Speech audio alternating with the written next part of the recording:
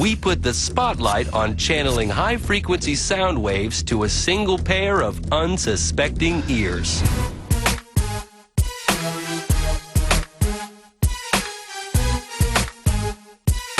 Dr. Joe Pompey is an unassuming MIT grad with the powers of a superhero.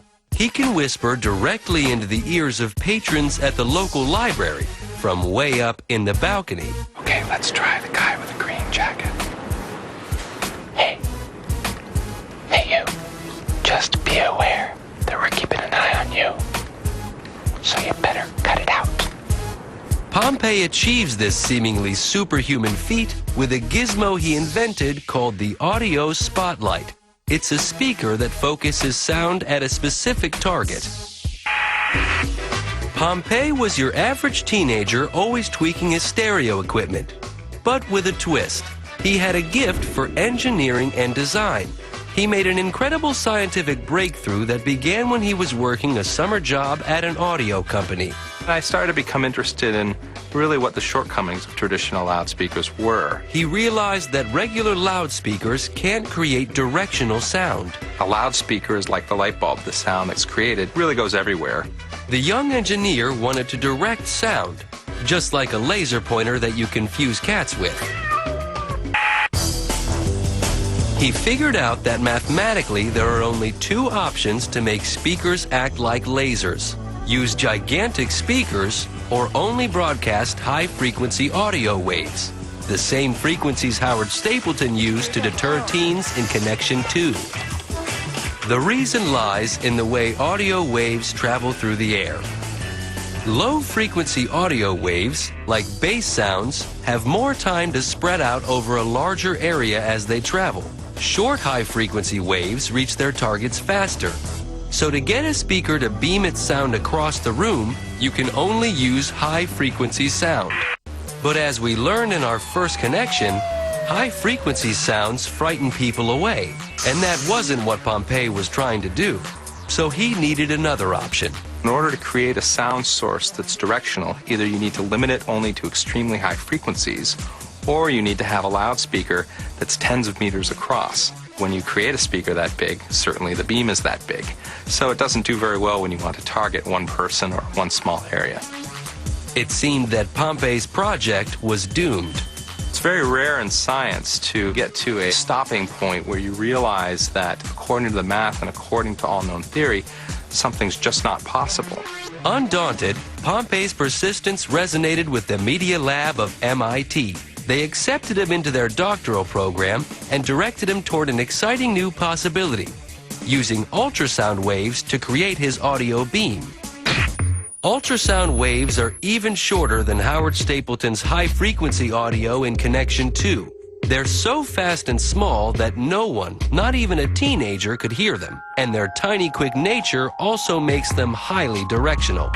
If Pompey could convert ultrasound into audible sound, he'd be able to direct it like a laser beam. Several sleepless nights later, he finally made the math work. Here's his theory. Air is always moving, even in a still room. These air currents deflect sound waves as they travel. Mathematically, there was a way to accurately predict how these air currents would strike the ultrasound waves and convert them into frequencies we can actually hear. Since the ultrasound waves are highly directional, the resulting aim of the audible sound was perfect.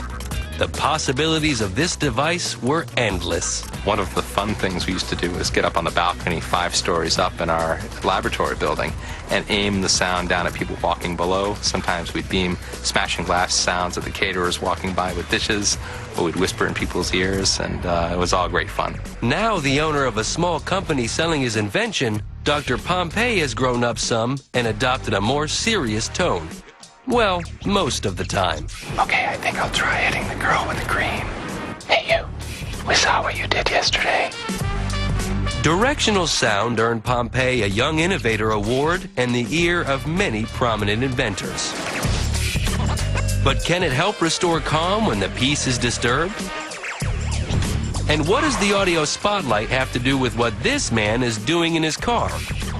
Find out next as we ride the audio wave to Weird Connection number In our first three weird connections, sound science linked the revolting to the irritating to a precise channel of disturbance. Now we're just 2 steps away from a new sound wave of riot control.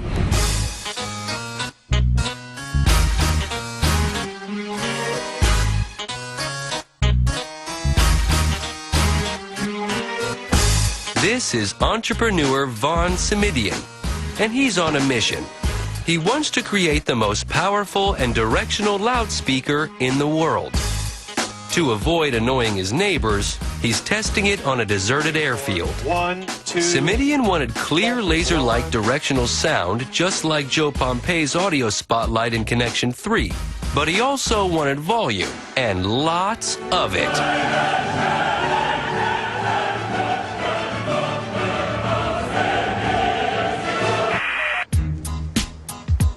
As an aficionado of classical music, Simidian was intrigued by a new kind of audio amplifier, the so-called planar magnetic speakers.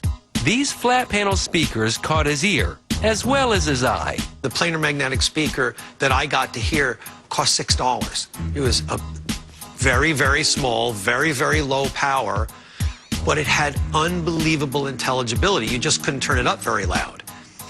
That's when I began to think, my gosh, if we could make this thing like on steroids and have this thing be powerful, we could take over the music industry.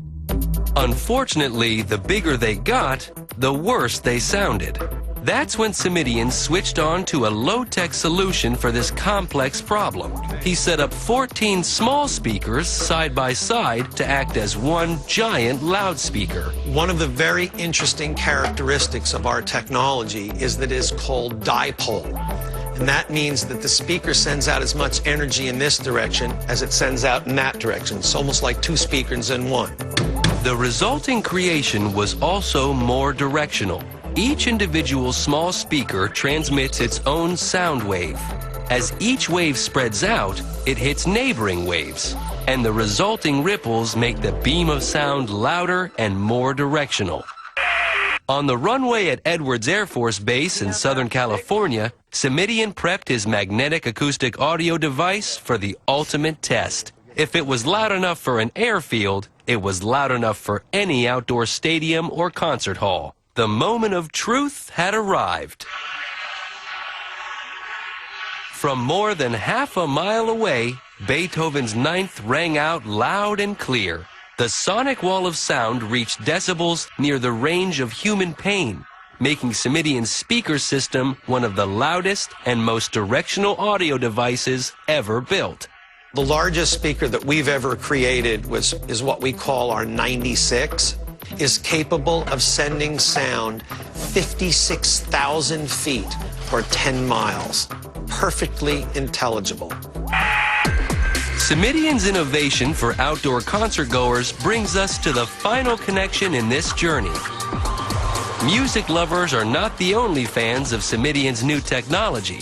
The United States military is training soldiers to use his magnetic audio device as a non-lethal weapon. This situational training exercise brings together all 4 weird connections. The high-pitched sounds that Professor Cox determined are inherently abhorrent to humans in Connection 1, the ear-splitting tones perceptible only to the young in Connection 2, and the audio that can be beamed to specific listeners, then boosted to uncomfortable levels as seen in Connections 3 and 4. They've all come together in a non-lethal, powerful sound deterrent. Large walls of speakers can raise the ear-splitting tone to a painful decibel level. Some of them will just cover their ears. The majority of them will leave the area. They just don't want to deal with that type of sound. Military experts estimate non-lethal weapons can potentially save hundreds, if not thousands, of lives in hot spots around the world.